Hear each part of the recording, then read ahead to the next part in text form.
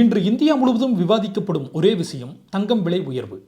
மத்திய அரசு தங்கத்தின் மீதான இறக்குமதி வரியை 6%லிருந்து 15% உயர்த்தியுள்ளது. இந்த புதிய வரி உயர்வு எதிரொலியாக தங்கத்தின் விலை இன்று ஒரே நாளில் சவரனுக்கு 8560 ரூபாய் அதிகரித்துள்ளது. பிரதமர் மோடி ஓராண்டு தங்கம் வாங்க வேண்டாம் என்று வேண்டுகோள் விடுத்ததின் பின்னணி என்ன? இந்த பொருளாதாரத்தில் தங்கம் ஏன் இவ்வளவு முக்கியத்துவம் பெறுகிறது? இந்த வரி உயர்வால் நகை வியாபாரிகளுக்கு என்ன பாதிப்பு? நமது ரிசர்வ் வங்கியின் கருவூலத்தில் உள்ள தங்கம் என்பது வெறும் உலோகமல்ல, அது ஒரு நாட்டின் பொருளாதார பாதுகாப்பு அரண்.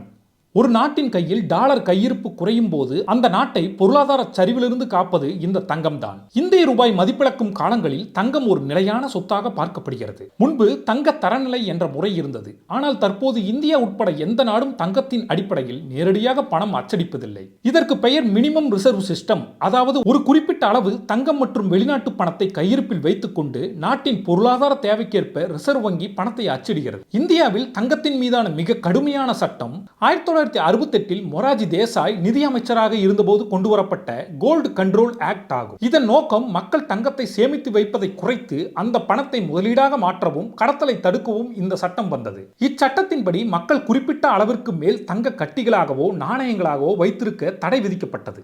மேலும் நகை வியாபாரிகள் வைத்திருக்கும் தங்கத்தின் அளவிற்கும் கடும் கட்டுப்பாடுகள் இருந்தன. இது நகைத்துறையில் பெரும் அதிர்ச்சியை ஏற்படுத்தியது. பின்னாளில் 1990களில் இச்சட்டம் ரத்து செய்யப்பட்டது.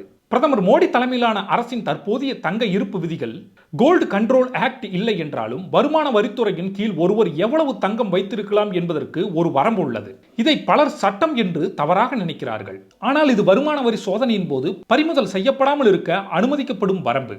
திருமணமான பெண்கள் 500 கிராம் வரை வைத்திருக்கலாம், அதாவது 62 சவரன் வரை வைத்திருக்கலாம். திருமணமாகாத பெண்கள் 250 கிராம், அதாவது சுமார் 31 சவரன் வரை வைத்திருக்கலாம். ஆண்கள் 100 கிராம் வரை வைத்திருக்கலாம். இந்த அளவிற்கு மேல் நீங்கள் தங்கம் வைத்திருந்தால் அதற்கான முறையான வருமான ஆதாரத்தையோ அல்லது பரம்பரை சொத்து என்பதற்கான ஆவணத்தையோ காட்ட வேண்டும். அப்படி ஆதாரம் இல்லை என்றால் அந்த தங்கம் பறிமுதல் செய்யப்படவும் அபராதம் விதிக்கப்படவும் வாய்ப்புள்ளது. தற்போது விதிக்கப்பட்டுள்ள தங்கத்தின் மீதான இந்த 15% வரி உயர்வு நகை கடைகளுக்கும் சிறிய வியாபாரிகளுக்கும் பெரும் சவாலாக மாறியுள்ளது. விலை உயரும் போது நடுத்தர மக்களின் வாங்கும் திறன் குறைகிறது. நகை தயாரிக்கும் தொழிலாளர்கள் மற்றும் பட்டறை உரிமையாளர்கள் வேலைவாய்ப்பை இழக்கும் அபாயம் ஏற்படுகிறது. வரி அதிகமாகும் போது சட்டவிரோதமாக தங்கம் கொண்டு வரும் முயற்சிகள் அதிகரிக்கும் கூடும் என பொருளாதார வல்லுநர்கள் எச்சரிக்கின்றனர். தற்போது வெளிநாட்டிலிருந்து வரி இல்லாமல் எவ்வளவு தங்கம் கொண்டு வரலாம் என்ற விதிமுறை உள்ளது. வெளிநாடுகளில் வசிக்கும் இந்தியர்கள் இந்தியா திரும்பும்போது வரி இல்லாமல் கொண்டு வரக்கூடிய தங்கத்தின் அளவு ஆண்கள் 20 கிராம் வரையிலும் பெண்கள் 40 கிராம் வரையிலும் கொண்டு வரலாம். தற்போது மத்திய நிதியமைச்சகம் தங்கம் வெள்ளி மீதான இறக்குமதி வரி குறித்து அதிரடி உத்தரவை பிறப்பித்துள்ளது. தங்கம் மற்றும் வெள்ளி பொருட்கள் மீதான சுங்க வரியை 15% மத்திய அரசு உயர்த்தியது. இது குறித்து மத்திய அரசு வெளியிட்ட ஆணையில் ஏற்கனவே தங்கம் வெள்ளி மீதான இறக்குமதி வரி 6% இருந்த நிலையில் தற்போது 15% அவை உயர்த்தப்பட்டுள்ளது.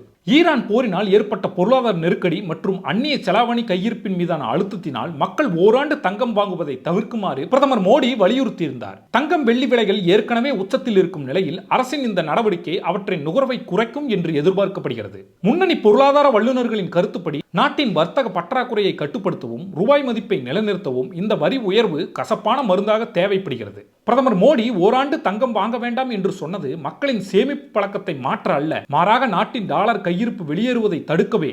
தங்கம் என்பது இந்தியர்களுக்கு வெறும் முதலீடு மட்டுமல்ல, அது ஒரு உணர்வு. ஆனால் ஒரு குடிமகனாக நாம் வைத்திருக்கும் தங்கத்திற்கு முறையான கணக்கு வைத்திருப்பது அவசியம். இந்த விலை உயர்வு மற்றும் தங்கம் வைத்திருக்கும் வரம்பு பற்றி உங்கள் கருத்து என்ன? கீழே கமெண்ட் செய்யுங்கள்.